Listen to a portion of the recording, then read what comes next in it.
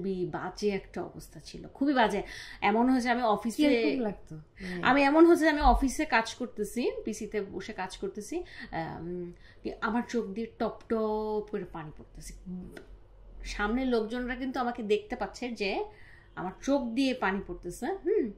মানে আমার কাছে মনে হচ্ছে যে মরে যায়, এমনও মনে হচ্ছে যে এর চেয়ে মনে হয় মরে যাওয়াটা better. Hi everyone, assalamu alaikum. I'm Tasniya Atik. Welcome to my podcast, and this is one of the first shows আমরা শুরু করছি, and we have a very special guest today. আমরা হচ্ছে তার অনেক গুণগান শুনেছি এবং আজকে আমরা তার পরিচয় জানবো এন্ড তার গল্প শুনবো। তার আগে বলে দিয়ে আমাদের সোশ্যাল মিডিয়ার অ্যাকাউন্টসগুলো কিন্তু আমরা যেখান থেকে আমাদের পডকাস্টটা লাইভ যাবে সেগুলো আমার লিঙ্ক আমি উপরে দিয়ে দিচ্ছি। So please do subscribe in our YouTube channel, also আমাদের ইনস্টাগ্রাম, টিকটকে এই ছোটো ছোটো রিলসগুলো যাবে, যে রিলসগুলো খুবই ইন্টারেস্টিং অ্যান্ড খুবই স্পেশাল হবে, যেটা আপনার লাইফে ভ্যালু অ্যাড করতে পারে। So please do like, comment, subscribe and আমাদেরকে ফলো করবেন। Thank you. So we have today আমাদের স্টুডিওতে আজকে যিনি আছেন, she is been an inspiration, আমার জন্য ইন্সপিরেশনের জায়গা। অ্যান্ড আমি তাকে চিনি, আই থিঙ্ক বয়স কত ছিল আমার? বয়সটা 10-12 বছর, 10-12 হবে। আমরা ক্লাস, তুমি 7-এ পড়ো, আমি 7-এ পড়ো, আমি ক্লাস 8-এ পড়ি। মজার ব্যাপার হচ্ছে আই হ্যাভ আ ভেরি কি বলবো অদ্ভুত মেমোরিজ উইথ হার, অ্যান্ড আমাদের দেখাও হয়েছে খুব অদ্ভুতভাবে এবং আমাদের বহু বছর পরে আবার দেখা হয়েছে। অ্যান্ড এই আপুটার নাম হচ্ছে Rehnuma Norin. Welcome to my podcast আপু। অ্যান্ড আমি চাই আসলে সেই মানুষগুলোকে খুঁজে বের করতে যারা আসলে আমার জন্য ইন্সপিরেশন, আমি যাদের কাছ থেকে ইন্সপিরেশন নিয়ে, যারা আমার জন্য সাপোর্ট ছিল। অ্যান্ড মানে I consider you as an idol, মাশাআল্লাহ। সো বলো তুমি কেমন আছো? আমি ফার্স্টেই বলি যে হ্যাঁ আমি ভালো আছি আলহামদুলিল্লাহ, বাট ফার্স্টেই বলি তুমি যেটা বলো যে আমি তোমার ইন্সপিরেশন, বাট এখন তোমাকে দেখে মনে হচ্ছে যে তুমি আমার ইন্সপিরেশন। সত্যি আমি চিন্তা করতে পারি ছোটবেলায় সে তাসনিয়া যে ছোট্ট একটা ঝুটি করে থাকতো, আমার এখন মনে আছে এখন দুটো ঝুটি, আমার দুটো ঝুটি, তোমার একটা ঝুটি, এই টাইপের ছিল। সো সে এখন এত কিছু করবে, এত কিছু। আসলে আমি নিজেও আমি কখনোই ইমাজিন করি নাই যে ফিউচারে তোমাকে আমি এভাবে পাবো। Thank you so much. And আমি I am so glad that you are, মানে ধরো আমার ফার্স্টের দিকের পডকাস্টের শোগুলোর মধ্যে you are a part. I am so glad that you are here. Actually এটা তো আমার জন্য অনেক বড় একটা যে আমি এখানে মানে এই যে আমার কাছে মজা লেগেছে, you are such a big shot, mashallah, right now. And you're very low-key, but you're so humble, mashallah. That's amazing. Like that. Of course, like that. So, Norin Apu, bolo je, how is your... আচ্ছা, আমি ফার্স্টে পরিচয় দিয়ে, আপু এখন একটা one of the owners of a garments industry. Yes. And you own a travel company as well. Yes, so আরো অনেক কিছুই আছে, আরো হ্যাঁ কিছু স্পন্সর আছে, সো পাবলিকেশনস আরো কিছু আছে, লাইক এক্সপোর্ট ইম্পোর্টের কিছু বিজনেস আছে। সো এভাবে চলছে আর কি, মাশাআল্লাহ। সো প্রাউড, মাশাআল্লাহ। সো থিং ইজ কেমন যাচ্ছে অ্যান্ড বিজনেস কেমন যাচ্ছে অ্যান্ড এভরিথিং কেমন যাচ্ছে অ্যান্ড তোমার লাইফ কেমন যাচ্ছে, এগুলো নিয়ে আসবো। আগে বলো যে how is your everything all over going, কেমন আছো? আলহামদুলিল্লাহ অনেক ভালো আছি, মানে আল্লাহর অশেষ রহমতে অনেক ভালো। মানে দিন যত যাচ্ছে মনে হচ্ছে যেন আল্লাহর ব্লেসিংসটা আমার উপরে আরো বেশি করে পড়ছে। সো আমি বলবো যে আলহামদুলিল্লাহ ওভারঅল সবকিছু নিয়ে, ফ্যামিলি লাইফ, প্রফেশনাল, ওভারঅল সবকিছু কথাই আমি বললাম, সবকিছু নিয়ে আমি খুবই ভালো আছি আলহামদুলিল্লাহ। সো আমাদের ছোটবেলার স্টোরি দিয়ে স্টার্ট করি আমরা। সো আমাদের দেখা হচ্ছে বেসিক্যালি আমার খুব কাছের মানুষজনকে সবার আগে চাই আমি, অবশ্যই আরও ইন্সপিরেশনাল স্টোরিজ অ্যান্ড আরও motivational stories, happiness stories and বললাম যে যাদেরকে আমি আর আইডল হিসেবে মানি অ্যান্ড শুরু থেকে যাদের সাপোর্ট পেয়েছি, সো তাদেরকে তো দেখতে চাইও। আর সবার আগে চাই হচ্ছে আমার কাছের যারা যে মানুষগুলো আছে যাদেরকে আমি খুব পছন্দ করি, তাদেরকে সবার আগে চাই। তো যেটা বলছিলাম যে নরেন আপুর সাথে আমার পরিচয়টা খুবই অদ্ভুত। এন্ড আমাদের স্কুল বাসে পরিচয়। আমি আমার তুমি বলা তোমার, আমি তো আর্টলারি সেন্টারে ছিলাম, তুমি ছিলা তখন তোমার আর্টলারি সেন্টারের পাশেই ছিল আমার বাসা, মানে আর্টলারি সেন্টারের গেট থেকে বের হলেই আমাদের বাসা। সো মানে বাসা আমাদের মোটামুটি কাছাকাছি ছিল। আমরা লোকেশনটা বলি, লোকেশনটা হচ্ছে চিটাগাং হালিশহরে ছিল। সো মানে অনেকেই হয়তো রিলেট করতে পারবে না, আমি কিন্তু বেসিক্যালি মানে জন্মের পর থেকে অনেক বড় একটা সময় 8 বছর থেকে 9 বছর আব্বার পোস্টিং এর কারণে আমি চিটাগং, খাগড়াছড়ি এইসব এলাকায় ছিলাম। সো ওর সাথে আমার এই মেইন ওয়াইল একটা টাইমে 1.5 থেকে 2 বছর মেবি আমরা একসাথে ছিলাম, এবং ওই 1.5 থেকে 2 বছরে আমরা কাঁপায় ফেলছি। কেউ বলতেও পারবে না যে অ্যাকচুয়ালি আমরা দুইজন 2 ক্লাসে পড়ি, লাইক ও 7-এ পড়ে আমি 8-এ পড়ি, বাট মানে আমাদের ফ্রেন্ডশিপটা, আমাদের বন্ডিংটা এমন ছিল যে মনে হয় যেন দুইজন একই ক্লাসে পড়ি। মানে বাসে উঠে আমরা, মনে আছে সিট রেখে দিব, ওই সিটে বসতে পারবে না, আবার আসার সময় একই। সো আমি মানে 1.5 ঘন্টা লাগতে পারবে। আমরা বলি যে আসলে হালিশহরটা একটু আমাদের স্কুল থেকে অনেক দূরে ছিল। মানে আমাদের প্রতিদিন সকালে আমার মনে আছে যে 6:30 সময় আমার বাস আসতো, আমার ক্লাস শুরু হয় 8টার সময়, ঠিক 7:45টার সময় যে আমরা অ্যাসেম্বলি ধরতাম, মনে আছে তোমার? হ্যাঁ, আমাদের মানে যেতে 1.5 ঘন্টা, আসতে অনেক সময় 1.5 থেকে 2 ঘন্টাও লেগে যেত। ওই টাইমটাই ছিল আমাদের মানে একেবারে একদম মেইন টাইম, যখন সারাদিন কি হলো, মানে ওই টাইম, ওই গল্পটা কখন করব, মানে তুমি আমার সাথে কখন ওই গল্পটা করবে, আমি তোমার সাথে কখন ওই গল্প করবো, আমাদের তখন ওইটা থেকে ম্যাক্সিমাম টাইম আমার স্কুলের বাসে সবাই বসা, আমি আর তো দাঁড়ানো বাসের এই মাথায় ওই মাথা ধরে। আমি ইন্টারেস্টিং মেমোরি বলি, মাঝে মাঝে চিটং শহরটা ডুবে যেত বৃষ্টি হলে, পানিতে ডুবে যেত। তখন হচ্ছে আমার তো মনে আছে কিনা জানি না, আমাদের সাথে ইয়ে ছিল তামিম, তালহা ভাইয়া, আমার তোমার মনে আছে কিনা জানি না, একদিন আমাদের বাসটা অলমোস্ট ডুবে গেল, এন্ড কেউ একজন মোজার মধ্যে কই মাছ ধরে নিয়ে আসলো। তোমার কি খেয়াল আছে জিনিসটা? তামিম হতে পারে, তামিম হচ্ছে মানে তামিম মৃধা, এখন তো অনেকে হয়তো বুঝবে না, তামিম মৃধা ওই মেবি ছিল কই মাছ নিয়ে আসছে, মানে একটা কই মাছের কি মাছ। হ্যাঁ, দেখলাম যে মানে বাসের মধ্যে পানি উঠে গেছে, এন্ড ওইখান থেকে অনেকগুলো মাছ উঠে আসতেছে বাসে। কেউ একজন জাস্ট ওই প্রবাবলি ওই তো সবচেয়ে দুষ্ট ছিল পিছিয়ে ছিল, ও হচ্ছে মজার একটা মাছ ধরে নিয়ে আসছে, এবার সবাইকে দেখাচ্ছে দেখো মাছ। স্কুলে যাওয়ার আসার সময় মাছ ধরার স্টোরি, কেমন একটা মজার জিনিস। আর আমাদেরও ভালো লাগতো, মানে পানি উঠে গেছে, ভিজে যাচ্ছি, আমাদের কিছু বলতে পারবে না। হ্যাঁ, তারপর বাসায় গিয়ে তো বকা খেতাম, তাও ভালো, কিন্তু অত খেতাম না, কারণ বাসে পানি উঠে গেছে, আমি কোথায়, আমরা বাস তো আটকেই থাকতো, আমরা মানে জাস্ট বাস থেকে নামতে পারতাম না, বাট বাসের মধ্যে যা করার পসিবল। অনেক সুন্দর আসলে মেমোরিজ গুলো, আসলে মানে আসলে আমরা পড়তাম হচ্ছে স্কুলের নাম বলো, চিটাগাং ক্যাম্প পাবলিক। ওখানে তাসনিয়া মেবি 1.5 থেকে 2 বছর ছিল, আমি ছিলাম বেসিক্যালি একবার 3-4-এ ছিলাম যখন পোস্টিং হলো আব্বুর, ছোট ছিলাম তখন তোমাকে পাই নাই, তখন আমি চিটাগাং ক্যাম্প পাবলিকে থাকতাম। আমি পাইছি যখন আব্বার আর্টলারি সেন্টারে পোস্টিং হলো, তখন হচ্ছে ফার্স্টে আমাকে উঠাইতো, তারপর তামিম তালা ভাইদেরকে উঠাইতো, তারপরে গিয়ে তারপর জিসির মোড় হয়ে আমরা হচ্ছে অনেক, মানে আমরা তো একেবারে একদম শুরুর দিকেই উঠতাম, তারপরে না আস্তে আস্তে আস্তে আস্তে সবাই উঠতাম। আমরা তো সবার আগে বাস তখন ফাঁকা। ওই তারপর তুমি তো মনে হয় অল্প সময় ছিল, আমি তো ক্লাস 8 পর্যন্ত ছিলাম, আমি 9 বছর ছিলাম, মানে একেবারে এইচএসসি কমপ্লিট করেই তারপর ওখান থেকে এসএসসি ওখান থেকে কমপ্লিট করছি, এসএসসি তোমার কলেজ থেকে কমপ্লিট করছি, এটা ওখানে তুমি ওখানে এইচএসসি কমপ্লিট করছি। হ্যাঁ, আচ্ছা, মজার ব্যাপার হচ্ছে ওই সময় তো হঠাৎ করে আব্বুর ইয়ে হয়ে গেল, মানে ধরো আব্বুর মিশনে চলে গেল, আমি ওখান থেকে স্কুল শিফট হয়ে আমি হচ্ছে ইয়েতে চলে আসলাম। তারপরে তারপর ইউনিভার্সিটি কোনটা ছিল তোমার? আমার ইউনিভার্সিটি আমি ইস্টওয়েস্ট ছিল, আমি বিবিএ কমপ্লিট করি ইস্টওয়েস্ট থেকে, এরপর নর্থ সাউথ থেকে এমবিএ কমপ্লিট করি। নর্থ সাউথে তোমার সাথে দেখা হয়েছে? নর্থ সাউথে তোমার সাথে আমার দেখা হয় নাই, বাট তোমার সাথে আমার একবার দেখা হয়েছিল। আমি চিটাং থেকে ঢাকা আসছিলাম কোচিং করার জন্য, ইউনিভার্সিটি কোচিং করার জন্য, তখন তোমার সাথে আমার মাঝখানে বনানীর দিকে একবার দেখা হয়। আচ্ছা, হ্যাঁ, তখন একবার হঠাৎ করে দেখা, নরেন আপু এই মানে এরকম একটা ইয়ে ছিল, বাট ওই শেষ। আর নর্থ সাউথে তোমার সাথে আমার দেখা হয় নাই। কারণ আমি এমবিএ করতাম তো, সো আমার ক্লাসটা তো থাকতো ইভিনিং এ, আর তোমার তো থাকতো, তোমার ক্লাসগুলো তো থাকতো সকালে, সো এই কারণে হয়তো দেখা হয় না।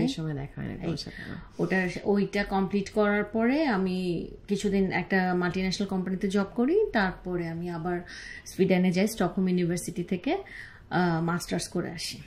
এই মাশাআল্লাহ। সাবজেক্ট কি ছিল? স্টকহোম ইউনিভার্সিটিতে অ্যাকাউন্টিং এন্ড ম্যানেজমেন্ট কন্ট্রোল।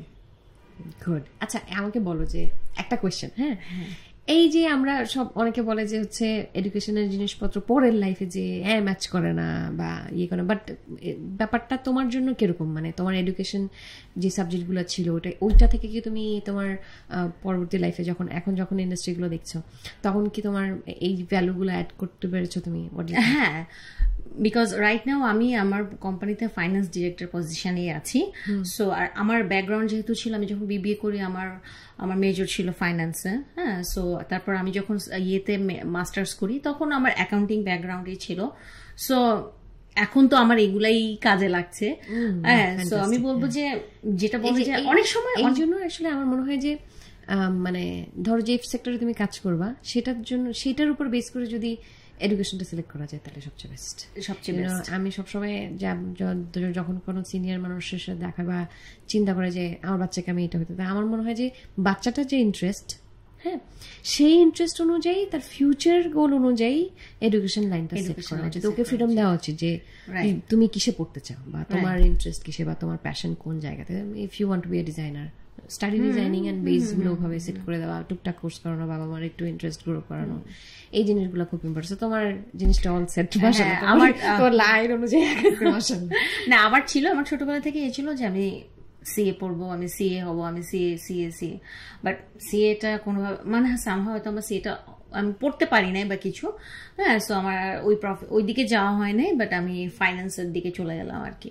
যদিও ফাইন্যান্স সাবজেক্টটা অনেক boring subject, finance boring, but এই যে এখন আসলে ওই দিক থেকে চিন্তা করলে যে আমারও অনেক কাজে লাগে। আমি তো ইন্ডাস্ট্রিগুলো যেভাবে দেখছি, আমার ফার্স্টে যেমন আমি ফার্স্টের দিকের ইয়েগুলোতে অনেক স্ক্যাটার্ড ছিলাম, জানতাম না আসলে কি করবো, বাট লং টার্মে ওই ব্যাক অফ দ্য মাইন্ড আসলে ওই ইনফরমেশন গুলো আসলেই কাজে লাগে।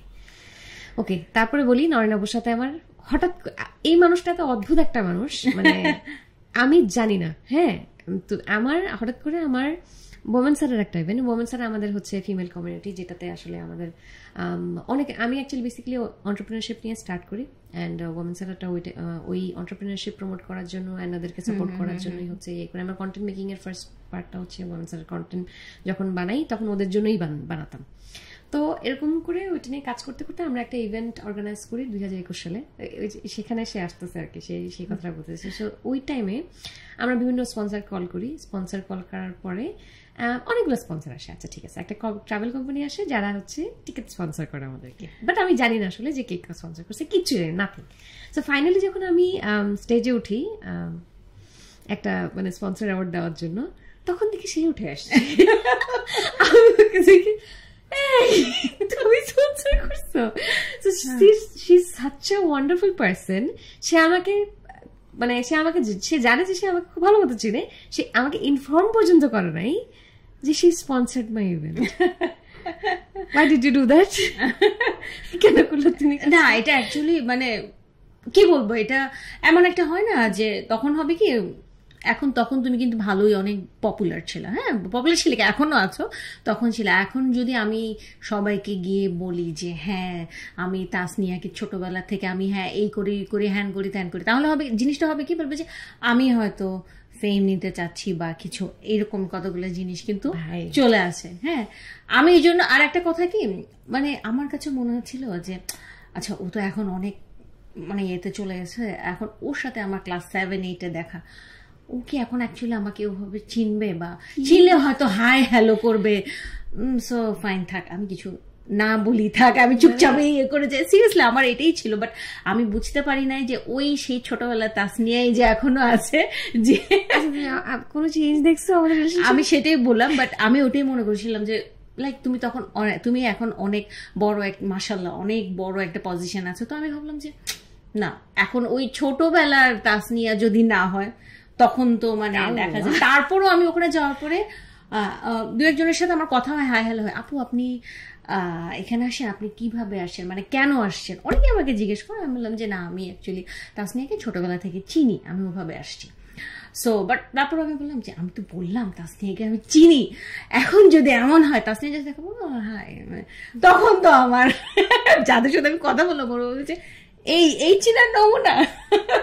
বাট আই ওয়াজ রং। মানে ও আমাকে দেখার আমি জাস্ট ও সিঁড়িতে উঠে আসতেছে, আমি বললাম তাসনিয়া আতিক, নরিন আপু। এবং এটা সেদিন এয়ারপোর্টেও সেম ঘটনা, আমাদেরকে কিভাবে জানি মানে পথে ঘাটে দেখা হয়ে যায়। আমি জাস্ট এয়ারপোর্টে ওকে দেখার সাথে যে ওর কোলে উঠে মানে ও তুমি মনে হয় তার 3-4 দিন আগে আমাকে বলছে নরেন আপু তুমি আসো না কেন। আমি বললাম আসবো, আমি একটু বিজি। এখন এয়ারপোর্টে আমার ফ্লাইট ডিলে হয়ে গেছে, আমি আমার হাজব্যান্ডকে বললাম তুমি বসো, আমি দেখি টাইম কখন মানে ইয়ে হচ্ছে কিনা। আমি হেঁটে যাচ্ছি, দেখি একটা মেয়ে টিং টিং টিং টিং টিং টিং করে চলে আসে। আমি বললাম, দেখে আমি ঘুরে গেলাম, আবার তাসনিয়া নরিন আপু বলে কোলে উঠে গেছে। মানে আমাদের সব সময় পথে ঘাটে দেখা হবে এবং আমাদের ওটাই হয়, কোলে উঠে যাওয়া। মজার একটা রিলেশনশিপ, মাশাআল্লাহ। সবচেয়ে অদ্ভুত ব্যাপার কি জানো, যে ধরো আমার সবচেয়ে ভালো লাগে যেটা হচ্ছে যে তুমি এবার একটা ব্যালেন্সিং এর কথায় আসি, যে আমরা লাইফটা কিভাবে ব্যালেন্স করছি। আমরা মাশাআল্লাহ ধরো এই পজিশনে এসে সব দুজনের দেখা হয়েছে। অ্যান্ড আমি তোমাকে দেখছি হচ্ছে স্কুলে, অ্যান্ড তুমি ওইখান থেকে মাশাআল্লাহ এই পজিশনে আসছো, অ্যান্ড তোমার এখন একটা বেবি আছে, তোমার সংসার আছে। সো এই টপিকে আসি আমি এখন, যে তুমি আমাকে বলো, তোমার সাথে আমি এটা নিয়ে কথা বলছিলাম যে তুমি এত কিছু কিভাবে সামলা, মানে হচ্ছে how do you balance your ধর ফ্যামিলি অ্যান্ড ক্যারিয়ার লাইফ, মানে এই দুটার ব্যালেন্স কিভাবে হয় এখন? এটা অ্যাকচুয়ালি ইনিশিয়ালি আমারও একটু মানে ব্যালেন্স করতে একটু ইনিশিয়ালি আমারও অনেক ধরনের ঝক্কি পোহাতে হয়েছে। বাট যত মানে আস্তে আস্তে হয় কি এটা মানে ম্যানেজ হয়ে যায়। অনেক সময় দেখা যায় যে আমার হয়তো ইমার্জেন্সি কিছু কাজ আছে, আমি অফিস থেকে বাসায় চলে আসি, করে আমি আবার দৌড়ে চলে যাই, হ্যাঁ আবার করে হয়তো চলে আসি। অনেক সময় দেখা যায় যে আমি ফ্যামিলি সব কিছু নিয়েই অফিসে চলে যাই, একদম সব শেষ করে আবার ওদিকে নিয়ে আসি। আর আমার দেখা যাচ্ছে আমার হাজব্যান্ড আর আমি একই অফিসেই আছি, সো অনেক সময় ও আমাকে অনেক সাপোর্ট করে। শুধু আমার হাজব্যান্ড না, আমার ফ্যামিলি মেম্বার যারা অফিসে আছে তারা সবাই, আমার বাবা আছেন, হ্যাঁ উনিও আমাকে অনেক সাপোর্ট করে যে আব্বু আমার এখন অ্যাকচুয়ালি এই একটা প্রবলেম, আমাকে যেতে হবে, সো ওকে ফাইন তুমি যাও। আমি অনেক সময় ফোনেও কাজটা করে ফেলি বা করে ফেলি। অনেক সময় হয় যেমন ইমার্জেন্সি আমারও থাকে, হ্যাঁ যে অফিসেও ইমার্জেন্সি, বাট আমার বাইরেও আমার হয়তো আমার বাসায় একটা ইমার্জেন্সি, আমার যেতে হবে। তখন হয়তো আমার বাবা আছে বা আমার হাজব্যান্ড, সে বলে ওকে ফাইন তুমি যাও, আমি ব্যাকআপ দিচ্ছি, কোনো সমস্যা নেই। সো আমি বলবো এখানে আমি বলবো যে আমার ফ্যামিলি মেম্বারদের সাপোর্ট এখন থেকে না, মানে আমি যখন থেকে আমি ছোটবেলা থেকেই আমার তাদের সাপোর্ট আছে বলেই আমি এখন এখানে। না হলে কিন্তু আমি দুইটা অ্যাডজাস্ট করা, ব্যালেন্স করা, এটা অ্যাকচুয়ালি মানে ইম্পসিবল ছিল আমার জন্য। সো আমরা এখান থেকে একটা জিনিস শিখলাম যে আসলে ফ্যামিলি সাপোর্ট থাকলে, অথবা আমি যদি বলি যে সবচেয়ে ইম্পর্টেন্ট মানুষটা আমাদের লাইফে তার হাজবেন্ডের সাপোর্ট থাকলে একটা মানুষ কত দিকে কত কিছু, একটা মেয়ে হিসাবে সে কত দিকে কত কিছু সামনে। হ্যাঁ আরেকজনের কথা যদি বলতে হয়, এটা হচ্ছে আমার আম্মু। হ্যাঁ সো আমি দেখা যায় অনেক আমার যেমন আমার বেবিকে আমার আম্মুর কাছে দিয়ে আমি দুনিয়ার সবখানে আমি ঘুরে আসতে পারবো, একদম আমার কোনো টেনশন নাই, আমি যা খুশি তা করতে পারবো, কারণ আমি জানি আমার আম্মু আছে। আমার কোনো মানে আমি অনেক জায়গায় একাও আমি অনেক জায়গায় ট্রাভেল করি আমার হাজবেন্ড সহই, বাট আমার কোনো ওই এটা নাই যে না আমার বাচ্চাকে কে দেখবে বা কি, ওই প্যারাটা আমার থাকে না, কারণ আমি জানি যে আমার আম্মু আছে। সো আমি বলবো যে অফিসের দিক দিয়ে হলে আমার বাবা, আর যদি আমার বাসার দিক দিয়ে হয় তাহলে বলবো আমার মা। দুইজনের সাপোর্ট মাশাআল্লাহ। ফ্যামিলি সাপোর্টটা আসলে খুব ইম্পর্টেন্ট, ফ্যামিলি সাপোর্টটা আসলে খুব ইম্পর্টেন্ট, বিশেষ করে যারা ওয়ার্কিং ওমেন তাদের জন্য আসলে এই ফ্যামিলির ব্যালেন্সটা থাকাটা আসলে অনেক ইম্পর্টেন্ট। আদারওয়াইজ আমার পক্ষে হয়তো বা এটা পসিবল হতো না, আমি হয়তো তখন অফিসে ততটা টাইম দিতে পারতাম না। এখন আমি যেভাবে দিতে পারি তখন হয়তো ওভাবে করে আমি দিতে পারতাম না, কারণ একজন না একজন তো আছেই যে আমাকে সাপোর্ট করে যাচ্ছে। সো এই কারণেই আমি দেখা যাচ্ছে ওভারঅল সবকিছুই আমি ব্যালেন্স করতে পারি। নয়নাপুর সম্পর্কে আরেকটা মানে মজার ইনফরমেশন দিয়েছে, অনেকে মানে এটা ধারণা, বাট অ্যাকচুয়ালি আসলে মানে there are people যারা এটা মাস্টার্ড করেছেন। নয়নাপুর রান্না বান্না জানতো না, বাট she is মানে মানে কি বলবো, সে তুমি আমাকে বলো যে তুমি এটার কোন জাজ পর্যায়ে গেছো, এটা কিভাবে গেল? আচ্ছা এটা বলো, এই স্টোরিটা বলো। আচ্ছা আমি বলি, আমার যেটা হলো যে আমি ছোটবেলা থেকে ইভেন আমি যখন ইউনিভার্সিটিতেও পড়ি আমি কখনো কিচেনে মানে কিচেনে জাস্ট যাবো, ভাত মানে আমি খাবো, আমি খাবারটা নিয়ে চলে আসবো। কিন্তু কখনো এই যে এমন না যে এটা চুলা জ্বালায়, আমি মানে ইভেন আমাকে এক কাপ চা বানানো যেটা বা একটু ওরকমও আমি কখনো করতাম না। আমার আম্মু আমাকে অ্যালাউ করতো না, দরকার নাই যাও। হ্যাঁ, সো আমি ছিলাম এই টাইপের মেয়ে।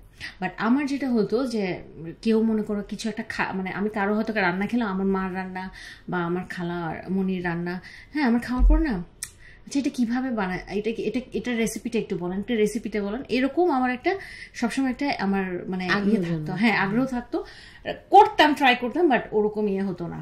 তো আমি একদিন ইয়ে থেকে আসছি, তো বসে বসে মোবাইল স্ক্রল করছি, গাড়িতে বসা ছিলাম।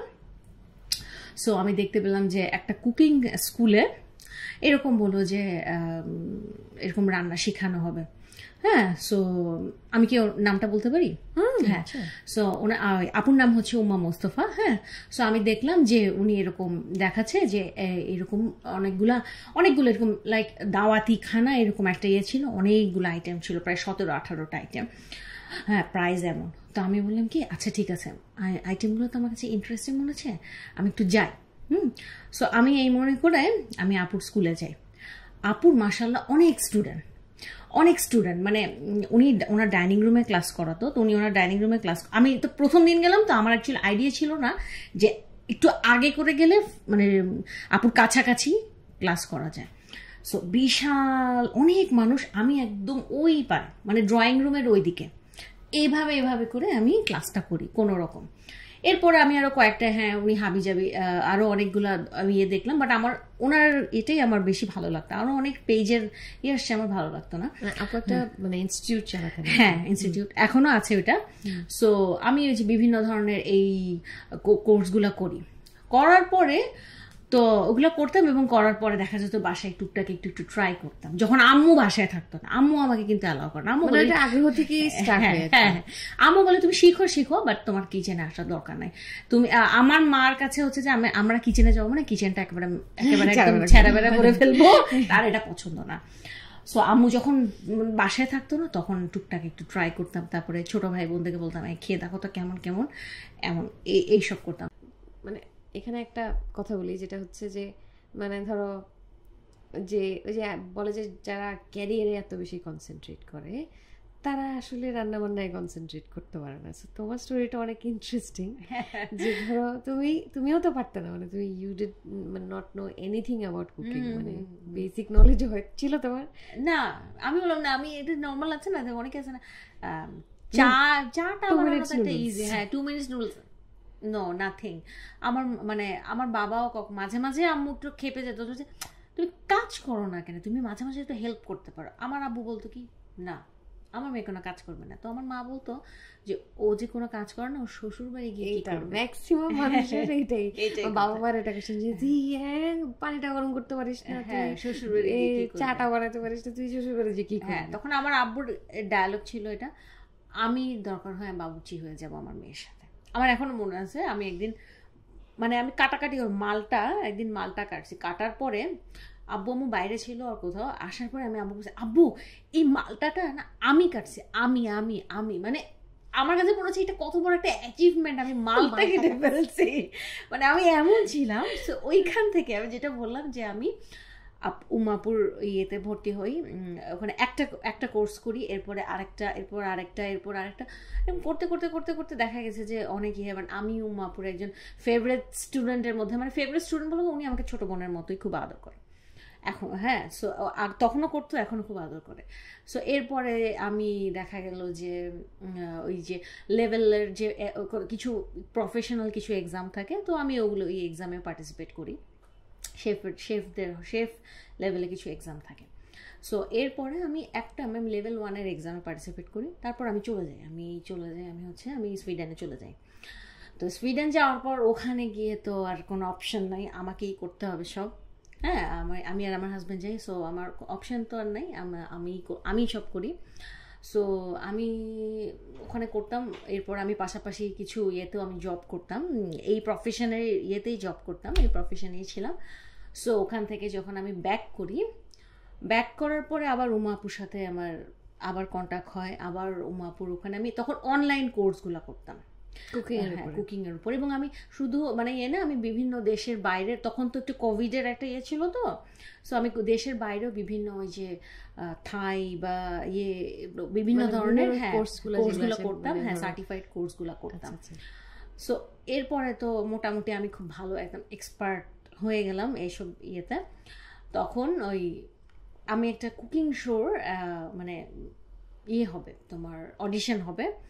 সো আপুকে ওখান থেকে বলা হলো যে মানে আপুর কিছু মানে 4-5 জন যারা খুব ভালো করে, ওদের এরকম কয়েকজনকে নিয়ে মানে ওনাদেরকে করার জন্য ওনারা ইন্টারভিউ নেবেন, নেওয়ার পর যাকে ভালো লাগে তাকে জাজ হিসেবে রেখে দিবে। সো আপু এরকম আপুর যে বেস্ট যে স্টুডেন্টরা ছিল 5-6 জন, তাদেরকে নিয়ে গেল ওখানে। আমি একজন ছিলাম, আমি জানি না কিভাবে আপুর আমাকে পছন্দ হলো। আমার কাছে এখন শুরু করে মানে এটাই, মানে আমি যেখানে কাটতে পারতাম না সেখানে আমি ইয়ে হলো। তারপর ওনারা আমার ইন্টারভিউ নেওয়ার পর ওনাদের মানে আমার মানে সবকিছু ওভারঅল সবকিছু তাদের পছন্দ হয় যে হ্যাঁ সব দেওয়ার পর তখন ওনারা আমাকে জাজ হিসেবে করে। এটা ছিল একটা ডেজার্ট কম্পিটিশন। সো এই ডেজার্ট কম্পিটিশনটা অনেক পপুলার, তুমি মানে অডিয়েন্সের সাথে শেয়ার করো। এটা অ্যাকচুয়ালি এটার নাম হচ্ছে মার্কস ডেজার্ট কুইন। সো এইটার মানে তোমার বলতে পারো সিজন 1 সিজন 2 দুটাতেই আমি ছিলাম। এবং আবার মানে এটা করতে গিয়ে আল্লাহর রহমতে আমি বাংলাদেশের মনে হয় অর্ধেকের চেয়ে বেশি জেলা আমার ঘোরা হয়ে গেছে। মানে জাস্ট সবখানে মানে অনেক জায়গা আমি জীবনে আমি কোনো ইমাজিনও করি না আমি যাব, ওখানে যাই, ওখানে গেলাম। ওখানে যাওয়ার পরে এত ডেজার্ট, এবং এই ডেজার্ট ট্রাই করতে করতে মাঝখানে একসময় আমি মোটা হয়ে গেছি। মানে মানে পপুলারিটির একটা ব্যাপার হচ্ছে এক্সপিরিয়েন্স, এন্ড এই করতে করতে হচ্ছে একটা ড্রব্যাকও চলে আসলো। ওইটাই বললাম। আবার এদিকে কিন্তু আমার পাশাপাশি আমার এটাও আছে, কিন্তু আমার বিজনেসের কাজও কিন্তু আছে। কিন্তু এটা হচ্ছে যে ফ্রাইডে স্যাটারডে আমাদের হয়তো ঢাকার বাইরে যেতে হতো হ্যাঁ শুটের জন্য। সো আমি ফ্রাইডে স্যাটারডে চলে যেতাম। এবং যেটা বললাম যে আমার হাজবেন্ড, আমার ফ্যামিলি, আমার মা বাবা, মানে ব্যালেন্সটা এটা কয় মাস ধরে চললো? মানে এটা তোমার অডিশনটা প্রায় অনেক দিন ধরেই হয়। মেইন অডিশনটা কিন্তু অনেক দিন হয়, তোমার 4-5 মাসের উপর তো হয়। একটা সিজনে 4-5 মাসের উপর হয়, প্রত্যেক Friday Saturday, every Friday Saturday. এবং ওই যে আমি বললাম আমি এটাও একটা ডেডিকেশন, মাশাআল্লাহ। মানে এটাও একটা ডেডিকেশন, মানে তোমার ফ্যামিলি, তোমার অফিস, তোমার সবকিছু সামলায় তুমি এই একটা এক্সেপশনাল একটা জিনিস। মানে দেখা যাচ্ছে ফ্রাইডে স্যাটারডে, ফ্রাইডে তো আমার বন্ধের দিন, বাকি দিনগুলো তো আমি অফিস করছি। এখন থার্সডে হতো কি আমি বিকালবেলা, ওরা থার্সডে বিকাল সন্ধ্যার দিকে ওরা স্টার্ট করতো, আমি থার্সডে বিকালে চলে যেতাম ওদের অফিসে। সন্ধ্যাবেলা এই হতো, মানে আমার কোনো বন্ধ ছিল না। ফ্রাইডে স্যাটারডে কিছুই আমার নাই আমার জীবনে, সপ্তাহে 7 দিন। বাট এইটি বললাম যে আমি এটা করতে পারছি just because of my family. ওনারা ছিল বলেই আমি কিন্তু এটা করতে পারছি না, আদারওয়াইজ করতে পারতাম না। অ্যান্ড আলহামদুলিল্লাহ, যে বললাম ওই যেটা বললাম যে মালটা কেটে মনে হচ্ছে আমি মালটা কেটে ফেলছি, সেখান থেকে এখন আমি মানে এই জাজমেন্টের কাজ করে কম্পিটিশনে জাজ হিসেবে। এটা কোথা থেকে প্রচার হলো? এটা মানে কোন চ্যানেল? এটা আরটিভিতে প্রচার হয়। এরপর আমি বিভিন্ন কুকিং শোতে পার্টিসিপেট করি, লাইক এখন যেটা হয়ে গেছে যে মাশাআল্লাহ আলহামদুলিল্লাহ আমি আমার শ্বশুর বাড়িতে গেলে মানে মানে প্রফেশনাল কুকদের মতো বাসা সামলানো। এখন আমার শ্বশুর, শাশুড়ি, আমার ননসের 2টা মেয়ে, ইভেন আমার ননসের হাজবেন্ড যে ভাই, আমার দুলা ভাই, তারপর আমার দেবর, মানে মোটামুটি সবাই আমার রান্না খুব খুবই পছন্দ করে। মানে আমি নিজেই চিন্তা করি, আমার আব্বু মাঝে মাঝে বলে তোমার রান্না পছন্দ করে, মানে ওদের কাছে অবিশ্বাস্য। আমার শাশুড়ি সবসময় বলে যে নরিন আজকে এটা রান্না করছে, এত মজা। আমার শ্বশুরও বলে, মানে এটা যখন আমার আব্বু আম্মুকে বলে না, আমার আব্বু আম্মু বলে তোমার রান্না বলে মানে এমন একটা অবস্থা হয়ে গেছে। আরে আলহামদুলিল্লাহ, মাশাআল্লাহ, মানে সো প্রাউড অফ ইউ মাশাআল্লাহ। সো যে রাধে সে চুলো বাঁধে, সো এক্সাম্পল অফ ইট মাশাআল্লাহ। সো এটা তো একটা টপিক ছিল মাশাআল্লাহ। সো এইটাতে তুমি এক্সেলড, আলহামদুলিল্লাহ। তো এক্সপিরিয়েন্সটা খুবই অসাধারণ এন্ড খুবই মজার একটা এক্সপিরিয়েন্স, যে একদম স্টার্টিং টু একদম টপ লেভেলের। মানে কোথা থেকে অ্যাকচুয়ালি মানে এটাই হচ্ছে কথা, যে মানুষ চাইলেই কোথা থেকে কোথায় চলে যায় এটা আসলে কেউ চিন্তা করতে পারে না। আমি কখনো যেটা আমি বললাম না, আমি জীবনে কখনো যেটা চিন্তা করি নাই যে হ্যাঁ আমি এটা ছিলাম যে হ্যাঁ আমি পড়াশোনা শেষ করে আমি জব করব, এই করব সেই করব, এরকম ছিল। বাট আমি যেটা বললাম যে আমি যে জাজ হিসেবে কাজ করি, কখনো আমি ইমাজিনও করি নাই যে আমি এই প্রফেশনে আমার কাজ করা হবে। তোমার সেক্টর কমপ্লিটলি আলাদা, সেক্টর কমপ্লিটলি আলাদা। আমি এটার জন্য আমি ক্রেডিট অবভিয়াসলি আমার যে মেন্টর উম্মা আপু, আমি ওনাকে দিব, কারণ ওনার ছিল দেখেই আমি করতে পারছি। আর আমার মা খালা ওনারা তো আসেনি, কারণ ওনাদের ইয়েটাই তো আমার কাছে আসছে। আর দেখা যায় ওনারা রান্না করতে ওভাবেই আসে, মা খালা বা দাদিদের ইয়ে। সো ওইটা দেখে মানে আমি জিজ্ঞেস করতাম, খালামণি এটা কিভাবে করলেন, ওভাবে করে দেখতে আমার ইন্টারেস্টটা আসে কিন্তু ওনাদের রান্না খেয়ে মানে ওদের রান্না ভালো মজা। আমার খালামণির একটা জিনিস হচ্ছে যে উনি ডিফারেন্ট রেসিপি করে। সো ওইটা দেখার পরে কিভাবে বললেন কি ওইখান থেকে কিন্তু আমার ইন্টারেস্ট আসে, এবং তখনই আমি ফেসবুকে যখন দেখি যে না আমি দেখি কি হয়। ওই যে আমি বললাম না ওনার কুকিং ক্লাসে আমি ওই দূরে, মানে উনি আমাকে দেখারও কোনো স্কোপ নাই, আমি ওই দূরে মানে 23-24 জন ছিল ওনার ওই দিনের ক্লাসটাতে, আমি মনে হয় একদম ওই মাথায়। সো ওইখান থেকে আস্তে আস্তে আস্তে আস্তে আস্তে সিনসিয়ার স্টুডেন্ট, আগ্রহ চেষ্টা এদিকে তোমাকে মাশাআল্লাহ পর্যন্ত নিয়ে গেছে। সো ওকে, সো আমরা এটা নিয়ে কথা বললাম এন্ড ধরো সো প্রাউড অফ ইউ মাশাআল্লাহ, এই একটা জিনিস। এখন একটা ডিফারেন্ট কোয়েশ্চেন করি, যেটা হচ্ছে যে তুমি তো মোটামুটি ধরো অনেকগুলো সেক্টরই টাচ করে আসছো এন্ড ক্যারিয়ারে ইউ হ্যাভ এক্সেলড মাশাআল্লাহ। অ্যান্ড তোমার অনেক স্টোরি তো আমি জানি। তারপরে একটা জিনিস আমার মাঝে মাঝে মনে হয় যে আমরা যারা মেয়েরা তাদের লাইফের বিভিন্ন স্টেজ পার হয় লাইফে। প্রথমে হচ্ছে ধরো মেয়ে হিসাবে, তারপরে কারো গার্লফ্রেন্ড হিসাবে, তারপরে হচ্ছে কারো ওয়াইফ হিসাবে, মা হিসাবে, দেন হচ্ছে ডটার ইন ল হিসাবে। সো থিং ইজ এই স্টেজগুলো কোনো একটা স্টেজে কি তোমার যখন লাইফের এতগুলো ট্রানজিশন হয়েছে, সো কোন স্টেজে কি তুমি did you feel like very upset, অথবা তুমি কি কখনো ডিপ্রেশন হিট করছো বা এরকম কিছু হয়েছে তোমার লাইফে? অবভিয়াসলি এটা হওয়াটাই স্বাভাবিক, মানে আমি জানি না অ্যাকচুয়ালি স্বাভাবিক বলবো কি না, বাট আমার ক্ষেত্রে এটা হয়েছে কয়েকবারই। আমার কিছু পার্সোনাল কিছু ইস্যুজের জন্য মানে আমাকে খুব ভালোভাবে ডিপ্রেশনটা খুব ভালোভাবে হিট করে। মানে আমি তখন এমন একটা অবস্থা যে আমি অ্যাকচুয়ালি কাউকে বলতেও পারছি না, আমার মানে এক্সপ্রেস যে করব আমার ওই মানে এটা আমি মানুষটাও খুঁজে পাচ্ছি না। কারণ আমি কাকে বলবো, আমার ফ্যামিলি মেম্বার, আমার মা বাবাকে বলবো, ওনারা এটা বুঝবে না। আমার আরেকজন ছিল যে আমার ছোট বোন। এখন আমার ছোট বোনের সাথে আমার খুব ভালো একটা ফ্রেন্ড মানে রিলেশন, খুব ক্লোজ রিলেশন আমাদের মধ্যে। মানে আমাদের মাঝখানে একজন ভাই আছে, আমাদের দুই বোনের মাঝখানে। বা দেখে যে ওর সাথে আমার এজ গ্যাপটা অনেক, বাট আমার ফ্রেন্ডের মতো। কিন্তু আমি ওকেও বলতে পারতেছি না, কারণ ওর বয়সটা কম।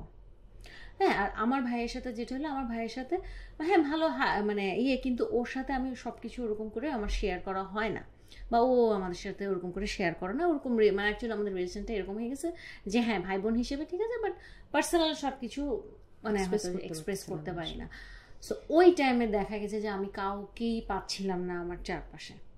তখন তোমার কি একটা জিনিস কি তোমার মনে হয় যে ওই সময় যদি কিছু ক্লোজ মানুষ থাকতো বা যাদের কাছে শেয়ার করার মতো, তাহলে ওই টাইমের মানে ধরো যেই পরিমাণ তুমি ডিপ্রেশনে ছিলা ওইটা কিছুটা কম হতো, বা শেয়ারিং এর কারণে কি ডিপ্রেশন কিছুটা কমতো? হ্যাঁ অবভিয়াসলি আমার মনে হতো, বাট প্রবলেম ওটাই হলো যে আমি তো কারোর সাথে শেয়ার করতে পারছি না। আমার ক্লোজ মানে আমার জিনিসটা যেরকম হয়েছে যে আমার যে মানে ইনসিডেন্টগুলো হলো ক্লোজ মানুষের জন্যই হলো। এখন তার সাথে তো আর আমি কিছু যাদের জন্য হচ্ছে তাদের সাথে তো আর আমি শেয়ার করতে পারছি না। আর আমার ফ্রেন্ডদেরকে যে বলবো, এখন তারাও বিজি, তাদেরকে হয়তো আমি রাতের বেলা পাবো। এখন রাতের বেলা তো সে এত আর আমাকে টাইম দিবে না, তাদেরও তো পার্সোনাল কিছু কাজ থাকে। এখন ওইটা যে বললাম যে একটা মানুষের সময় যখন স্টুডেন্ট থাকি আমরা, তখন কিন্তু ফ্রেন্ডদের সাথে সব কিছু আমরা শেয়ার করতে পারি, কারণ আমরা সবসময় আমরা একসাথে ক্লাস করি, একসাথে সারাক্ষণ একসাথে থাকি। বাট যখন আমরা প্রফেশনে চলে যাই, যখন আমরা প্রফেশনাল লাইফে যখন আমরা চলে যাই, তখন কিন্তু সময় থাকে না, কারোর সময় থাকে না। তখন হয় কি যে কথা বললেও, এখন হয়তো আমি তোমাকে কল করলাম, বাট তোমারও তো কাজ আছে, তুমি কতক্ষণ আমাকে সময় দিবা, বা তুমি আমাকে কল দিয়ে তোমার দুঃখের কথা বলতেছো, বাট আমারও তো কাজ থাকতে পারে, আমি কতক্ষণ তোমার কথা শুনবো। সো তখন আমার অবস্থাটা হয়ে গেছে এরকম যে আমি কাউকে পাচ্ছি না, আমার অবস্থা হয়ে গেছিল এরকম। সো তখন আমার আসলে খুবই বাজে একটা অবস্থা ছিল, খুবই বাজে। এমন হয়েছে আমি অফিসে কাজ করতেছি, পিসিতে বসে কাজ করতেছি, আমার চোখ দিয়ে টপ টপ করে পানি পড়তেছে। সামনের লোকজনরা কিন্তু আমাকে দেখতে পাচ্ছে যে আমার চোখ দিয়ে পানি পড়তেছে। আমার কাছে মনে হচ্ছে যে মরে যায়, এমনও মনে হচ্ছে যে এর চেয়ে মনে হয় মরে যাওয়াটা বেটার। কিন্তু আবার মনে হচ্ছে যে এটা তো সলিউশন না, যে আমি মরে যাবো, এটা তো সলিউশন না। আমি যদি মরে যাই, আমার ফ্যামিলি মেম্বারদের কি হবে? সো তখন যখন আমি দেখলাম যে না, এগুলো চিন্তা করে, তখন আমি ভাবলাম যে না, হোয়াট এভার যা হয়ে গেছে, আমাকে নিজের কথা চিন্তা করে হোক বা আমার ফ্যামিলি মেম্বারদের কথা চিন্তা করে হোক, আমাকে আবার আগের মতো হতে হবে। কি হয়ে গেছে কি হয় নাই ওটা নিয়ে এটা একটু পার্ট অফ লাইফ। সো আমি যদি ওটা নিয়ে পড়ে থাকি, আমি দেখা যাবে যে আমি প্রসিড করতে পারবো না, আমি ওই জায়গাটায় বসে থাকবো। যেটা আমার সাথে 2-3 মাস এমন হয় যে আমি একদম মেন্টালি আমি স্টেবল ছিলাম না। এবং আমাকে দেখে কিন্তু আমার বাবা মাও বুঝতে পারছিল যে আমার কিছু একটা হয়ে গেছে, কিন্তু ওনারাও আমাকে জিজ্ঞেস করতে পারতেছে না, কারণ জানে যে আমি এটা বলবো না। সো ওনারা দেখা যেত যে আমার বিভিন্ন রিলেটিভদেরকে বলতো যে ওকে একটু জিজ্ঞেস করো যে কি ওর প্রবলেমটা কি হচ্ছে। আমি তো কারোর সাথে শেয়ার করি না যে না কিছু হয় না। বাট ওই যে আমি বললাম কি অনেক ইন্ট্রোভার্ট, আমি একটু ইন্ট্রোভার্ট। সো আমি কাউকে কিছু শেয়ার করতাম না, আমি নিজের মধ্যেই বসেছিলাম। ওই যেটা বললাম, এখন ইন্ট্রোভার্ট মানুষদের প্রবলেমটা কি, ওরা নিজের মধ্যে রাখতে না, এটা একসময় এটা আউটবার্স্ট হয়ে যায়। এখন আমার ক্ষেত্রেও এটা এমন হয়ে গেছিলো, কয়েকবারই এমন হয়ে গেছে। ইভেন আমার এই প্রবলেমটা হয়ে গেছে, আমি নিজেকে হিট করতাম। আমার যেটা দেখা যেত যে আমার যদি মেজাজ খারাপ, আমার খুব কান্না আসতেছে, বা আমার যখন খুব মেজাজ খারাপ হয়ে গেছে, আমার হয়তো কি আমার নিজেকে হিট করতাম, দেখা যেত ওয়ালের মধ্যে গিয়ে ধাম করে হাত বাড়ি দিয়ে দিতাম, বা পানি। আমার অনেকবার এমন হয়েছে আমার এখানে ব্ল্যাক স্পট, কি আমি নিজে হিট করতাম। আমার এই স্বভাবটা ছিল। বাট আলহামদুলিল্লাহ আমার এখন এই ধরনের কোনো কিছু না। এটা ছিল ওই স্পেসিফিক পিরিয়ডে, কিন্তু আমার ওই স্বভাবটা ছিল যে আমি মেরে ফেলবো সেটা না, বাট আমি হিট করতাম। এবং এবং হিট করার পরে দেখা যেত যে আমার আস্তে করে আমার যে মেজাজটা যে খারাপ হলো, আস্তে করে আবার আমি ঠিক হয়ে যেতাম। কিন্তু একটু পরে এটার সাইড এফেক্ট, এটার রিয়াকশনটা তো একটু পরে ব্যথা, কালো হয়ে গেছে, এরপর হাত নাড়াতে পারতাম না, এই করতে পারে। এখন এটা আমার একটা এই সময় আমার এই জিনিসটা এই টেন্ডেন্সি গুলো আসলে ডেভেলপ করে, সেলফ হার্ম করা বা ডিপ্রেশনের অনেকে চিন্তা করা, বা অনেকে তো সুইসাইডও করে ফেলে। আমার অবশ্য এটা ছিল না, আমার সুইসাইড করার মতো আমার কোনো ইয়ে ছিল না।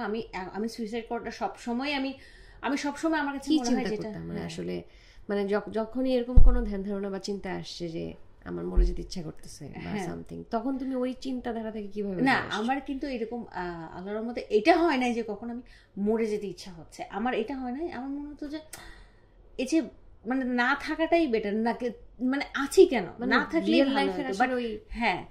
আমার ওটা কখনো হয় নাই যে আমি সুইসাইড করব। কারণ জিনিসটা হচ্ছে কি, যেহেতু আমি মুসলিম ফ্যামিলির, আমাদের রিলিজিয়নের মধ্যে সুইসাইড করাটা তো একেবারে একদম সো আমি সবসময় এই জিনিসটা ভয় পেতাম। আমি যদি এখন সুইসাইড করি, আমার লাইফ তো এখানে শেষ। আমি দেখা যাবে যে আমি মারা যাওয়ার পরেও ওখানেও আমি এটা পাবো না। আমি জান্নাতে যেতে পারবো না, আমি বেহেশতে যেতে পারবো না। সবসময় আমি ওখানে ইয়েতেই থাকবো যদি আমি একবার এই অ্যাটেম্পটা নিই। তাহলে আমার এটাও নাই ওটাও নাই, আমি দুইখানেই আমি শেষ, আমার ফ্যামিলি শেষ। আমি যদি সুইসাইড করি আমার ফ্যামিলি শেষ, আমার ফ্যামিলি আমাকে এত বড় করলো, আমি এখন করলাম সুইসাইড করলাম, তাহলে কি? সো আমার সবসময় কিন্তু আমি যেটা হোক, হ্যাঁ, যে আমি যাই করি আমি সুইসাইড করবো না। আমার সবসময় এটা ছিল, এটা আমি সবসময় করি। আমার লাইফে যত কষ্ট আসুক, এখনো মনে করি আমার লাইফে যত কষ্টই আসুক, আমি কোনোদিন এই অ্যাটেম্পটা নিব না। আল্লাহ যেদিন আমাকে উঠাই নেবে সেদিন যাবো, কিন্তু আমি করবো না। কিন্তু ওই যে আমার যেই বাজে স্বভাব, যেটা যে আমি এই যে মনে করো ওয়ালের মধ্যে ধাম করে এত জোরে আমি হাতটা বাড়িয়ে দিই, আমার এই জায়গাগুলো একদম কালো হয়ে যায়, একদম কালো হয়ে, মানে আমি হাত নাড়াতে পারবো না, আর একটু মানে ভেঙেই যাবে এই অবস্থা। কতবার এমন হয়েছে, এটা ছিল ওই সময়কার। বাট আস্তে আস্তে যখন আমি ওই ডিপ্রেশন থেকে আমি যখন নিজেকে করে, তখন দেখা গেলো আমার এই টেন্ডেন্সিটাও চলে গেছে, যে সেলফ হার্মের টেন্ডেন্সিটাও চলে যায়। মানে ডিপ্রেশন থেকে বের হওয়ার জন্য তোমার সবচেয়ে বড় মোটিভেশন কি ছিল? আচ্ছা, ডিপ্রেশন থেকে ওই যে আমি তখন আমার ডিপ্রেশন থেকে বের হওয়ার জন্য যেটা ছিল, যে তখনই এই যে এই কুকিং ক্লাসটাতে কিন্তু আমি তখনই ভর্তিটা, মানে ধরো একটা হবি তুমি খুব ইন্টারেস্ট নিয়ে প্র্যাকটিস করছো, মানে একটা কিছু তো সময় এনগেজ করছো, তখনই আমি ওই সময়টাতেই যখন আমি মানে করে, তখনই ওই যে আমি মোবাইল স্ক্রল করতে করতেই আমার এটা আসে, যে এটা দেখার পর আমি বললাম কি ওকে ফাইন, ওই যে যেটা আমি তোমাকে বললাম। সো তখন আমি ওই দিকে একটু ডাইভার্ট হয়েছি, মানে কোনো একটা ইন্টারেস্ট নিয়ে যদি কাজ করা যায়, কোনো একটা জায়গায় যদি নিজেকে এনগেজ করে একটু ডাইভার্ট করা যায়, তাহলে আসলে ওই পেইনটা আসলে অনেকখানি কমে যায়। আমি তখন ওভাবে করেই আমি নিজেকে আমি একটু বিজি করে ফেলি, হ্যাঁ, আমি একটু নিজেকে এরকম বিজি করে ফেলি। সো আমি দেখা যাচ্ছে যে ওগুলা নিয়ে ব্যস্ত থাকতে থাকতে এখন পরে এমন অবস্থা হয়ে গেল, এবং পরে দেখা গেল যে যে জিনিসগুলো নিয়ে আমি মানে আমার হাসি আসতো, যে আমি কি আসলে আমি কি বাচ্চা মেয়ের মতো কেন কাজ করলাম। বাট তখন আমি তো বাচ্চা না, হ্যাঁ, রিকভারির পরে কি বাচ্চা, তখন আমি যেটা বললাম, আমি যদি 7-8 থাকতে কাজগুলো করতাম।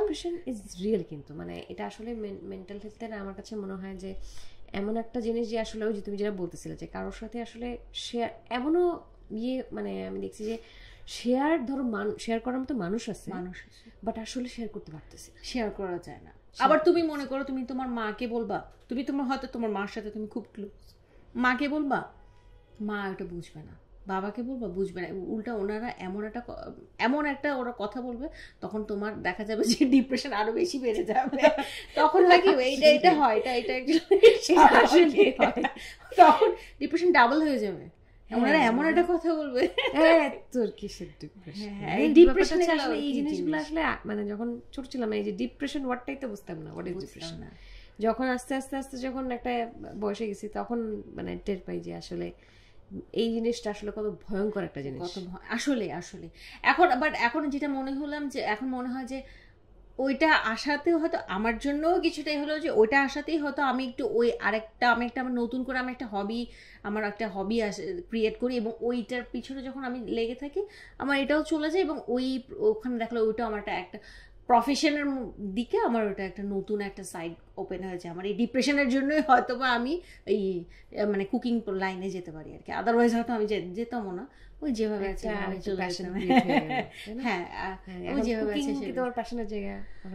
হ্যাঁ, কুকিং আমার প্যাশনের জায়গা। বাট তোমার সবচেয়ে প্রিয় প্রফেশন কোন? আচ্ছা, এখন আমরা একটু হ্যাপি টপিকে আসি। বলো যে তোমার সবচেয়ে প্রিয় কি বলবো, মানে কাজ বা প্রফেশন বা হবি কোনটা এখন রাইট নাও? কুকিং। আর যেটা আমি বললাম যে কুকিং পিছনে যে রিজনটা, তো একটা তো হচ্ছে, হ্যাঁ, আমারও ভালো লাগে করতে, আমার মানুষকে খাওয়াতে ভালো লাগে। মানুষজন যখন দেখা যায় যে হ্যাঁ অ্যাকচুয়ালি সে খুব নিয়ে খাচ্ছে, যে আসলে মজা, হ্যাঁ, অনেকে আছে যে মজা না হলে মজা, ওটা কিন্তু বোঝা যায় যে হ্যাঁ, আর যে অ্যাকচুয়ালি বলে যে হ্যাঁ মজা, তখন তখন খুব ভালো লাগে, যে আসলে মানে ওই যে জাস্ট ধরো কোথা থেকে কোথায় আসলাম। দেখো, তুমি যখন ডিপ্রেশনে ছিলা, তখন তুমি একটা হবি চুজ করলা, সেখান থেকে তোমার ইন্টারেস্ট গ্রো করতে করতে করতে করতে তোমার একটা প্যাশনের জায়গায় চলে গেল, এন্ড তোমার কোথায় ফেলে চলে আসলা ডিপ্রেশন। এখন তোমার মনে হয় যে আর কি করলাম, হ্যাঁ, এন্ড সেইটার মজার ব্যাপার দেখো, তোমার লাইফের ট্রানজিশন গুলো দেখো, সেখান থেকে তুমি একটা শো এর জাজ হয়ে গেলা, তারপর তোমার এটা রেগুলার লাইফে চলে আসলো। মানে জিনিসটা কতটুকু ইন্টারেস্টিং, কখনো এভাবে চিন্তা করে দেখছো? আমি ওইটা বলে আমি কখনো এভাবে ওভাবে কখনো আমি চিন্তা করি নাই, যে অ্যাকচুয়ালি কোথা থেকে কি হয়ে কোথায় চলে গেল, এটা আমিও কখনো চিন্তা করি না। বাট এই যে আজকে কথা বলতে গিয়ে আমার মনে হলো যে আসলেই তো আমি কোথা থেকে স্টার্ট করে কিভাবে কি হয়ে গেল, বাট ইয়া মানে ধরো মাশাআল্লাহ ইউ আর ফ্যান্টাস্টিক না, মানে ধরো you look so fine and তোমার মানে এখন দেখে তোমাকে যতবারই আমি দেখছি মানে তোমাকে মানে আছে না আসলে মানুষকে দেখে আসলে বোঝা যায় না যে সে লাইফে কোন কোন পর্যায়ে কি কি ট্রমা দিয়ে গেছে বা কোন কোন পর্যায়ে কোন কোন কষ্ট দিয়ে গেছে। এটা আসলে একটা মানুষের হ্যাপি ফেস দেখে বোঝা যায় না, বাট মানে সেও আসলে অনেকগুলো স্টেপ পার হয়ে আসে। প্রত্যেকটা মানুষেরই আসলে একটা করে স্টোরি থাকে এবং এটা অ্যাকচুয়ালি ওইটা বললাম যে এটা অ্যাকচুয়ালি বোঝায় প্রত্যেকটা মানুষের লাইফে কিছু না কিছু ট্রমা কিছু না কিছু আছেই। কোনো মানুষ নাই যার লাইফে না এক্সেপ্ট যে বেবিজরা আছে ওরা ছাড়া মানে যারা একটু গ্রোন আপ তাদের লাইফে সবার লাইফে কিছু না কিছু আছে। কেউ হয়তো এক্সপ্রেস করতে পারে, কেউ এক্সপ্রেস করতে পারে না। হ্যাঁ, লাইক আমাদের সবার লাইফে কিছু না কিছু। তোমার ডিপ্রেশন থেকে মানে গেট ওভার করার পুরো স্টোরিটা কিন্তু অসাধারণ। হ্যাঁ, এটা কিন্তু এটা রাইট, এটা অ্যাকচুয়ালি মানে এটা আমি বলবো যে এটা একটা ব্লেসিংস।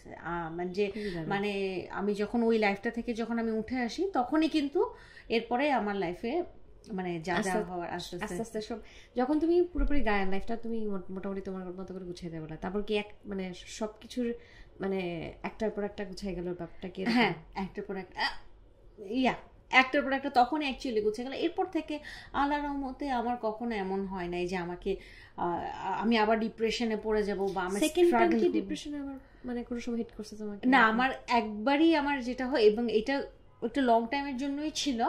বাট এরপরে আমি বললাম না, এরপরে আস্তে আস্তে দেখা গেছে এখন যেহেতু আমি আস্তে আস্তে তখন এটা হয়তো আরো কিছু কয়েক বছর আগের কথা। এখন আমি যেহেতু এখন আমি আস্তে আস্তে যখন যত বড় হচ্ছে তত বেশি আমি ম্যাচিউরড হচ্ছে, তত বেশি এক্সপেরিয়েন্সড হচ্ছে আমার। সো আমার কাছে মনে হয় যে না, ডিপ্রেশন মানে হিট করার রিজনই তো নাই।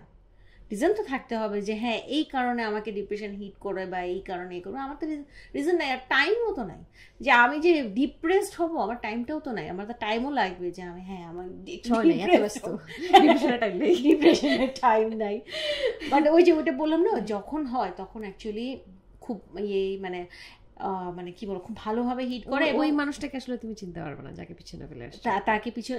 হ্যাঁ, বাট এটাই আমি বললাম যে অ্যাকচুয়ালি অনেকে আমাদের মধ্যে অনেকের হয়তো হয়, অনেকে হয়তো তখন দেখা যায় যে অনেক বড় বড় মানে ইয়েগুলো করে, হ্যাঁ আমি সুইসাইড করে ফেলবো। অনেকে অ্যাটেম্পটও নেয় আমি সুইসাইড করবো, হ্যান করবো ত্যান করবো। আমি যেটা বলবো যে এটা অ্যাকচুয়ালি উচিত না, অ্যাকচুয়ালি উচিত না। কারণ কার জন্য চিন্তা ভাবনাটাকে যতটুকু হ্যাঁ ওমিট করা যায়, হ্যাঁ তুমি অন্য কোনো কিছু নিয়ে বিজি থাকো, তোমার লাইফে তো ওই এর অভাব নাই। ক্লিনিক্যাল ডিপ্রেশন যেমন অন্য লেভেলের একটা জিনিস, ঠিক আছে? সেখান থেকেই বেরোয় আসার জন্য আই থিঙ্ক মানে ধরো তোমার যে ডিপ্রেশন লেভেল ছিল মানে ধরো আলহামদুলিল্লাহ আমরা ওইটা থেকে বেরোয় আসতে পারছি ধরো বিভিন্ন মানুষের যেটা থেকে। বাট এটাও ঠিক নয় যে যাদের আসলে একদম ধরো বছরকে বছর ধরে যারা এটা নিয়ে সাফার করতেছে দে শুড গেট, আমার মনে হয় যে শুড গেট প্রফেশনাল হেল্প। হ্যাঁ, তাই না? সেটাও মনে হয় যে আমার যে ওই থটগুলো যদি একদম মাথায় বসে যায় তখন মানে তোমার নিজের থেকে মানে কনসার্ন হয়ে I think you should get professional. আমি সবাইকে একই কথা বলবো যে এটা লেভেলটা বোঝাটা খুব দরকার। হ্যাঁ, যে আমরা ডিপ্রেশনের কোন লেভেলে যাচ্ছি, কোন লেভেলে যে কোন পর্যায়ে যে আসলে হেল্পটা দরকার, তখন হচ্ছে মানে এটা যখন আউট অফ মানে কন্ট্রোল চলে যায় সেই লেভেলে আসলে ডেঞ্জারাস মানে জিনিসটা। আসলে মানে আমি নিজের চোখে কয়েকটা মানুষ দেখছি, আমার কাছে মনে হচ্ছে যে মানে এই টপিকটাই আসলে অনেক মানে নলেজ নিয়ে মানে আর কি জানা উচিত, শোনা উচিত, মানে অনেক নলেজ থাকা উচিত যে নিজের আমি কোন লেভেলের ডিপ্রেশনে আছি, মানে আমি বেরোতে পারবো কিনা নিজের থেকে, নিজে হেল্প করতে পারবো কিনা, বা আমার প্রফেশনাল কোনো হেল্প দরকার কিনা, সেটা আসলে আর কি প্রপার ডেপথ অফ নলেজ থাকা উচিত আর কি।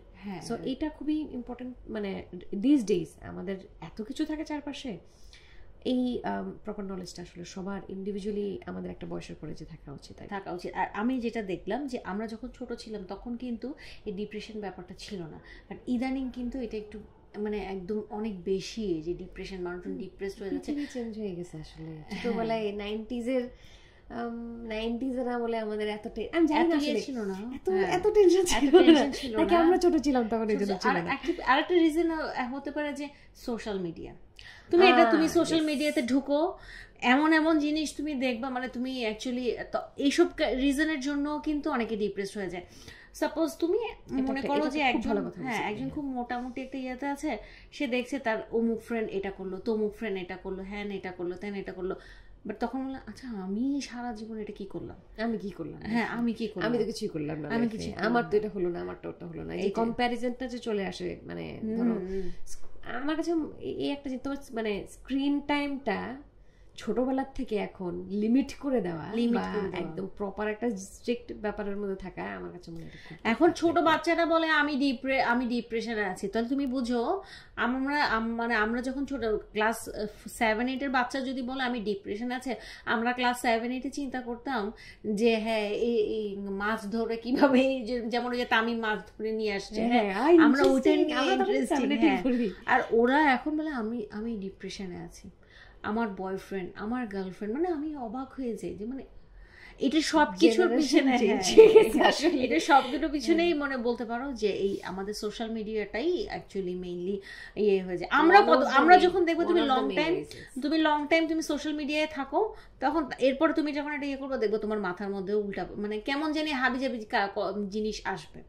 এটা হয় খুব এক্সেসিবল তো এখন জিনিসটা। হ্যাঁ, এটাও আসলে এটার একটা, এটা কিভাবে কন্ট্রোল করে, মানে জিনিসটা আসলে প্রপার প্রসেসে কেমনে নিয়ে আসে, এটা অনেক চিন্তার বিষয়। এটা বাট এটা আমার মনে হয় না এটা অ্যাকচুয়ালি আর পসিবল। এটা এখন এমন ইয়ে হয়ে গেছে, এটা এত স্প্রেড হয়ে গেছে, এটা পসিবল না। আগে ছিল শুধু হয়তো ফেসবুক বা এখন ফেসবুক, টুইটার, ইনস্টাগ্রাম, এই সেই এত এত এত এত মানে মানে অ্যাপ চলে আসছে। এত প্যারেন্ট হিসেবে তুমি ধরো তোমার বাচ্চার জন্য এই জিনিসটা, আচ্ছা মানে এই যে সোশ্যাল মিডিয়ার জিনিসটা কন্ট্রোল করার কি চেষ্টা করছো বা সামথিং, তোমারও তো একটা বাচ্চা আছে, তো এই জিনিসটা তুমি কিভাবে কন্ট্রোল করো? ওই যে টাইম দেওয়া থাকে যে এই টাইমে তুমি দেখবা, এই টাইমের আমি এইসব দিকে আমি একটু মানে স্ট্রিক্ট থাকার ট্রাই করি। এই জন্য হয়তো আমি খুব বাজে, মানে আমাকে পছন্দ করে না, আমি খুব স্ট্রিক্ট মম।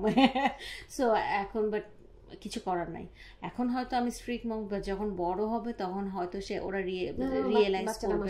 খুবই লক্ষ্মী। হচ্ছে নামিরাকে তো তোমার লাস্ট কয়েকদিন ধরে দেখতেছি, তো আমার কাছে মনে হয়েছে যে ওকে তুমি এত অ্যাক্সেস দাও না। না আমি দিই না, লাইক ও ফোনটা একটু আগে যখন ফোনটা নিবে তখন আমাকে জিজ্ঞেস করে গেলাম, মা আমি একটু ফোনটা নেই। হ্যাঁ ওইটাই, আমি এখন হয়তো তাও একটু, এখন রোজা তো এখন সবকিছু অফ দেখে ইয়ে করবে, স্কুলটা যখন স্টার্ট হলো তখন দেখা যাবে যে আবার সবকিছু আবার মানে টাইম থাকবে যে এই প্যারেন্টাল কন্ট্রোলটা ছোটবেলা থেকে খুব বেশি। হ্যাঁ এই টাইমে দেখো, কারণ এই জন্য আমাকে হয়তো পছন্দ করে না, আমি খুব বাজে মা। এই যে বললাম যেটা আমাদের মা। ভাইয়া কি স্ট্রিক্ট না? ভাইয়া অপোজিট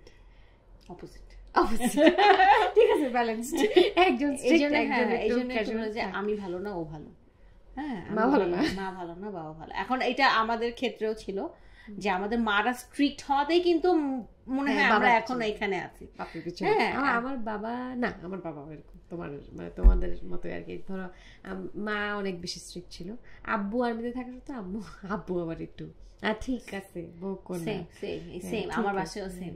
আমার আম্মাকে এখনো মেয়েদের প্রতি একটা এক্সট্রা সফট করে রাখে। আমার মাকে এখন আমরা জমের মতো ভয় পাই, কিন্তু বাবাকে পাত্তাই দিই না, এমন অবস্থা পাত্তাই দিই না, ধমক দিই তুমি এটা কেন করলা, অফিসের মধ্যেও ধমক দিই। আমি সিরিয়াসলি, সে কোনো একটা নিবে, আমি তাকে ধমক দিই যে না তুমি এটা কেন করলা। শুধু আমি না, আমার ভাইও, ছোট ভাই, সবাই আমরা তাকে ধমকের উপর রাখি।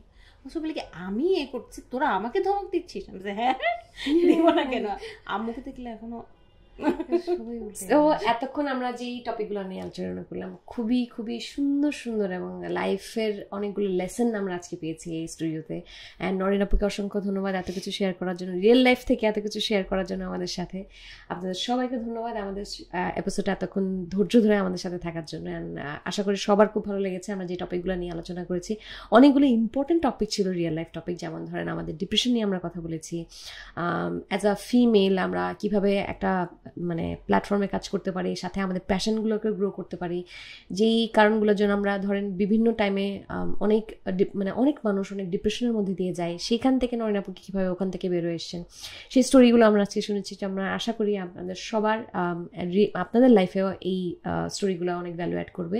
অ্যান্ড সামনে আমরা চেষ্টা করবো আরও অনেক ইম্পর্টেন্ট টপিক নিয়ে কথা বলা, যেগুলো আমাদের লাইফে অ্যাকচুয়ালি ভ্যালু অ্যাড করবে। আমরা সামনে আগাতে আমাদের হেল্প করবে। অ্যান্ড আমাদের লাইফ চেঞ্জিং অনেক টপিক আছে যেগুলো নিয়ে হয়তো ডিসকাশন করলে বা কথা বললে সবার লাইফে ভ্যালুয়েট করবে। অ্যান্ড আমরা as a better human being, as a better professional, ক্যারিয়ারের দিক থেকে বলি, আমরা পার্সোনাল দিক থেকে বলি, সব দিক থেকে আমরা কিছুটা হলেও আমরা চেঞ্জ আনতে পারবো নিজেদের লাইফে। এরকম কিছু টপিক নিয়ে সামনে আসতে যাচ্ছি। অ্যান্ড সামনে আরও অনেক গেস্ট থাকবে, অনেক সারপ্রাইজেস থাকবে সবার জন্য। আমাদের স্টুডিওতে এরকম অনেক মানুষের আমন্ত্রণ থাকবে যাদেরকে আপনারা আসলেই দেখতে চান। তো আজকে এই পর্যন্তই থাকছে। আমাদের সোশ্যাল মিডিয়া প্ল্যাটফর্মগুলোতে সবাই যে যে প্ল্যাটফর্মগুলোতে আমাদের যাবে, কন্টেন্টগুলো যাবে, যেমন ধরুন আমাদের ইনস্টাগ্রাম, টিকটক, অ্যান্ড আমাদের ইউটিউব চ্যানেলে যাবে, আমাদের ফেসবুক থেকে এপিসোডগুলো যাবে। আর আমরা ছোটো ছোটো ক্লিপ বানিয়ে প্রত্যেকটা জায়গায় যাওয়ার চেষ্টা করবো সুন্দর সুন্দর করে, যাতে ওই ছোটো ছোটো ক্লিপগুলোতে খুব কম সময়তে আপনাদের ওই ক্লিপগুলো থেকে আপনার লাইফের ভ্যালুয়েট হতে পারে। সো সবাই আমাদের সোশ্যাল মিডিয়া অ্যাকাউন্টগুলোতে অবশ্যই থাকবেন, আমাদের পাশে থাকবেন, আর আমাদেরকে সাপোর্ট করবেন যাতে আমরা আরও গ্রো করতে পারি ইনশাআল্লাহ সামনে। থ্যাংক ইউ সবাইকে, অসংখ্য ধন্যবাদ। আজকে চলে যাচ্ছি, আবার দেখা হবে ইনশাআল্লাহ। তোমাকে অনেক ধন্যবাদ আমাকে এই শোতে ইনভাইট করার জন্য। অ্যাকচুয়ালি এই শোতে এসে আমি যখন আমার লাইফের কথাগুলো বলছিলাম তখন আমিও রিয়েলাইজ করতে পারলাম অ্যাকচুয়ালি যে আমার লাইফে অ্যাকচুয়ালি কখন কোথা থেকে কী হয়ে গেলো আমি অনেক সময় এগুলো নিয়ে এত চিন্তাও করি নাই, বাট আজকে এই শোতে এসে আমিও এটা রিয়েলাইজ করতে পারলাম যে so thank you for having me. Most welcome.